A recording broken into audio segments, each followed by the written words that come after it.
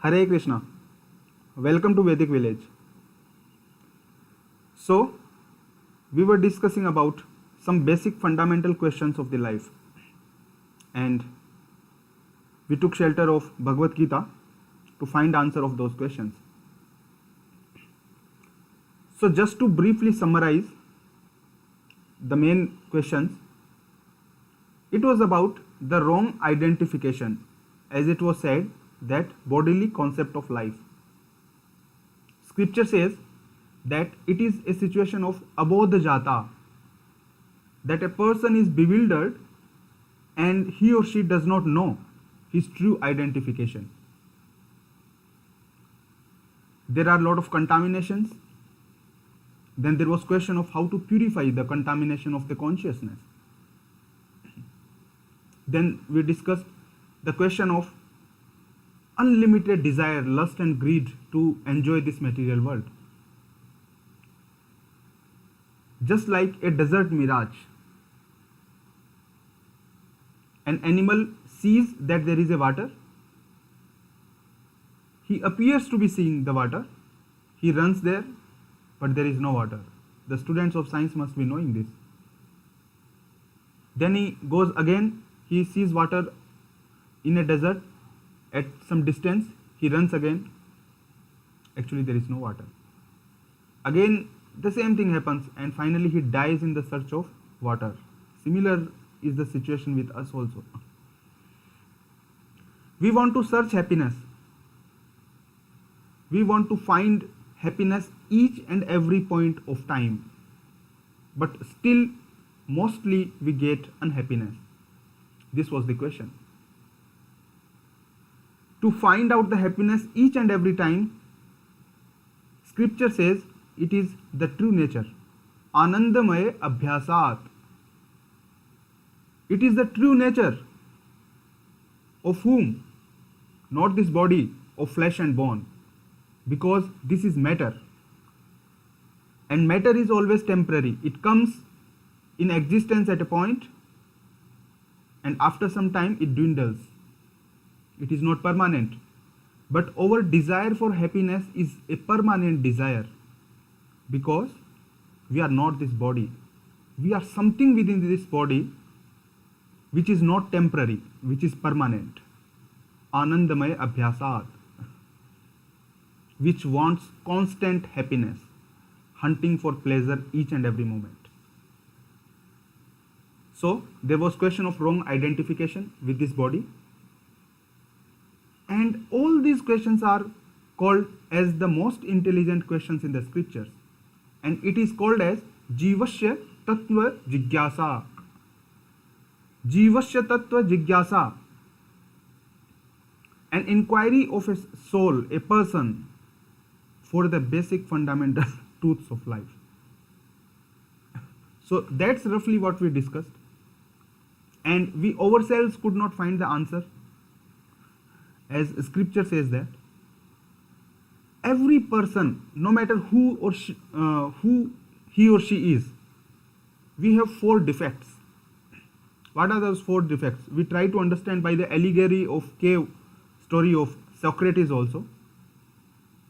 So the first defect is to commit mistake. It is said that to err is to human. Every human being is prone to make mistakes. The second defect is trying to cheat others.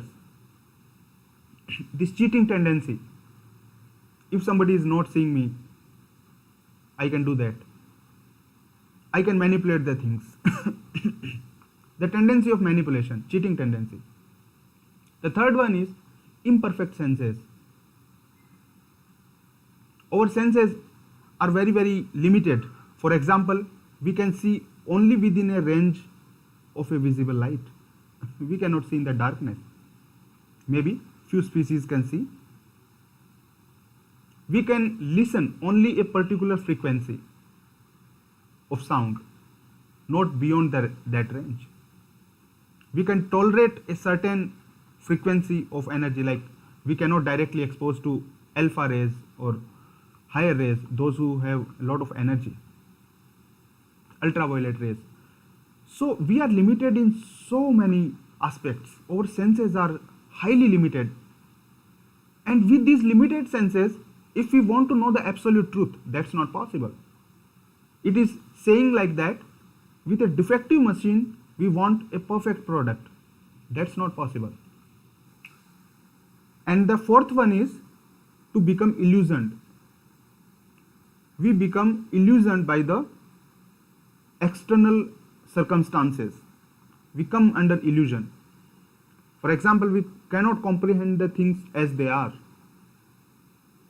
So that is the fourth defect. With these four defects, we cannot find the answer of the questions on our own. So that's why we took shelter of Bhagavad Gita as it is. Now Bhagavad Gita was spoken by no other than Lord Shri Krishna.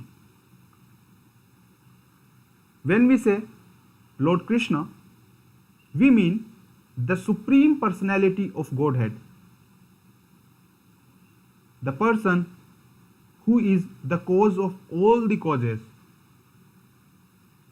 the person who is fountainhead of all that is existing, of all the pleasure, of all the strength, beauty, renunciation, knowledge, everything. People may call the Supreme Personality of Godhead with different names, like Allah, like God, different names, lot of innumerable, infinite names. For example, somebody calls sun, somebody calls Suraj, somebody calls Ravi, somebody calls Dinkar, somebody calls Bhaskar. Different people may call different names, but the object remains the same. Because we take the direction of Krishna, because an ordinary person's speaking has no value. Like I may say so many things. I think like that, I think like that.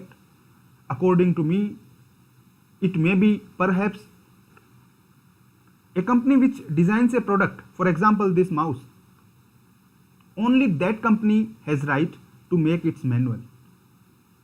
Similarly, a person who has designed the entire creation, who is the creator of each and everything, only he has right to tell what is the design of the creation, what is the purpose behind it, how to know it, how to become free from illusion. Everything about that machine.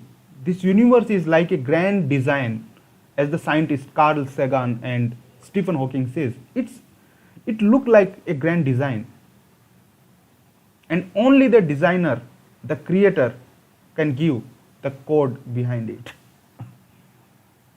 So, when we say Krishna, we means the Supreme Personality of Godhead who has designed, who is the cause of all the causes.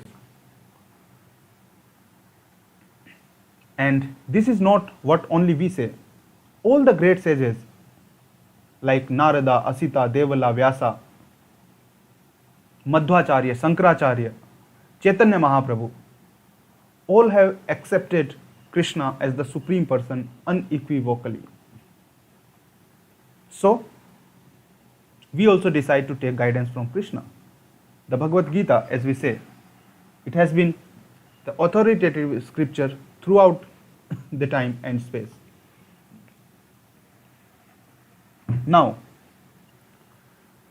our yesterday's question was about misidentification.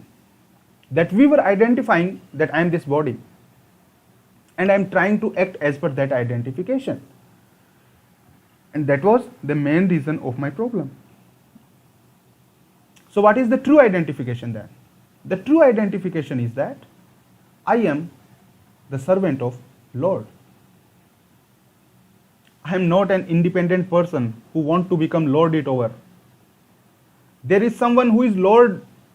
I am not the Lord.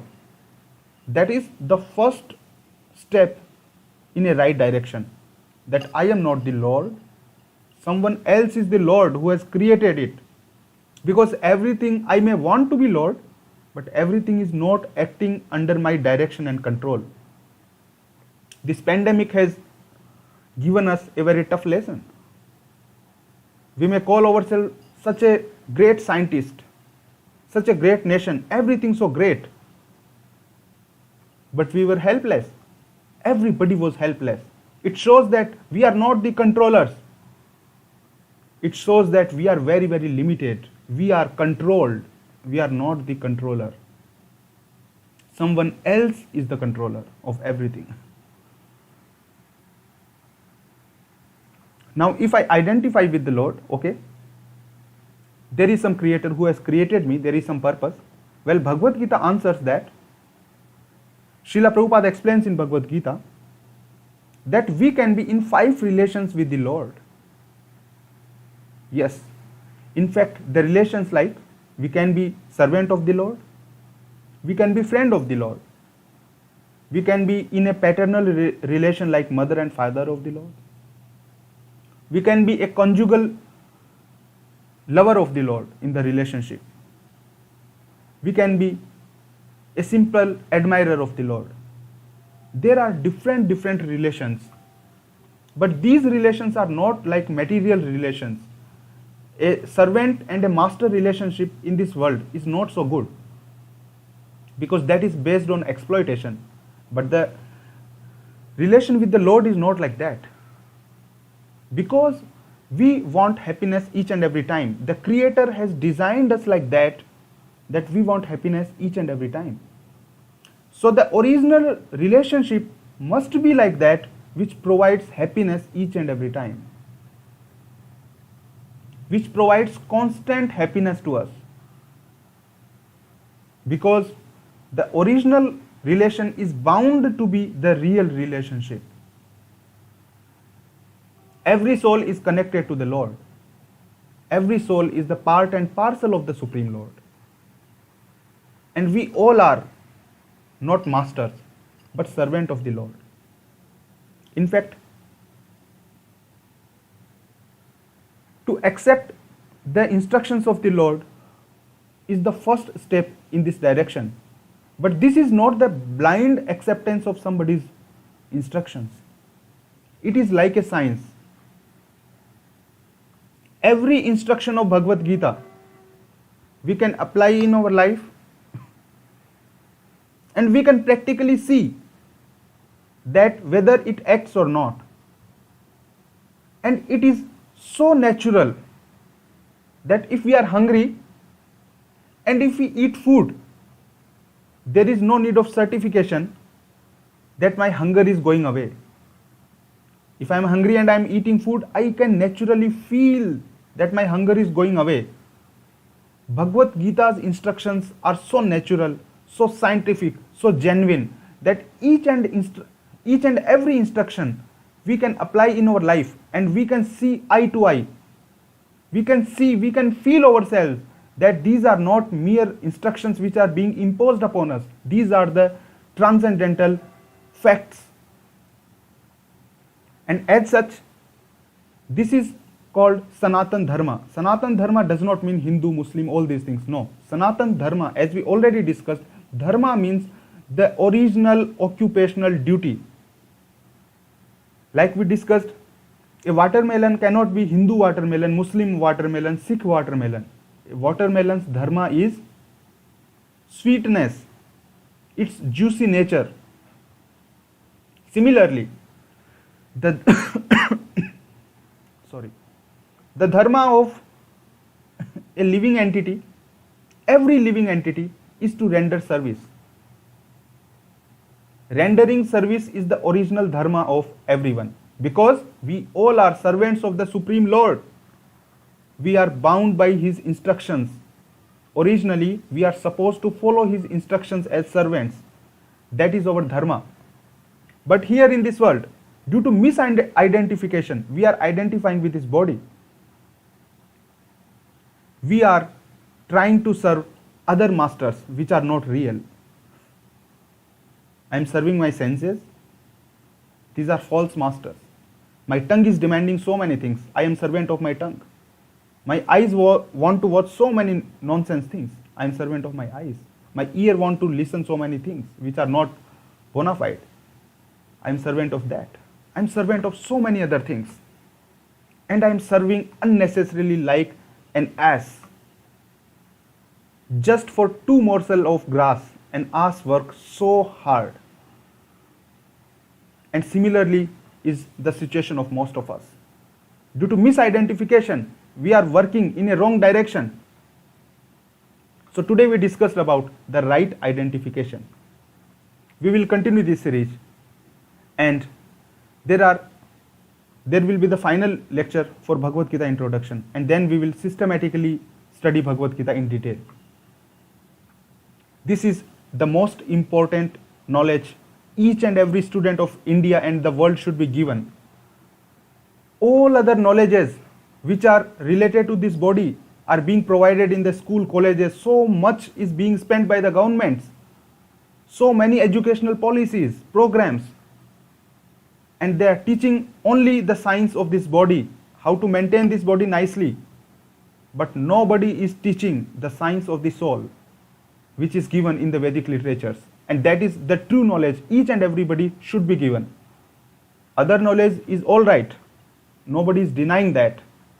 To maintain this body, that knowledge is required. But to save the soul is the first and essential requirement which must be given at any cost. That cannot be compromised. But unfortunately, today's education system is not providing students with these things. And that is the dilemma of the current time. We will continue this series and we will try to discuss the basic truth and spread the word. Please, if you find these lectures helpful, share it with others also. We pray to the Almighty, we pray to Krishna that may auspiciousness prevail in these tough times of COVID pandemic. We pray for those who have lost their near ones and dear ones. Hare Krishna, Krishna Krishna, Hare Hare, Hare Ram, Ram Ram, Hare Hare. Hare Krishna, Krishna Krishna, Hare Hare, Hare Ram, Ram Ram, Hare Hare. Hare Krishna, Krishna Krishna, Hare Hare, Hare Ram, Ram Ram, Hare Hare. Thank you very much for connecting with us. Please stay with us. Hare Krishna.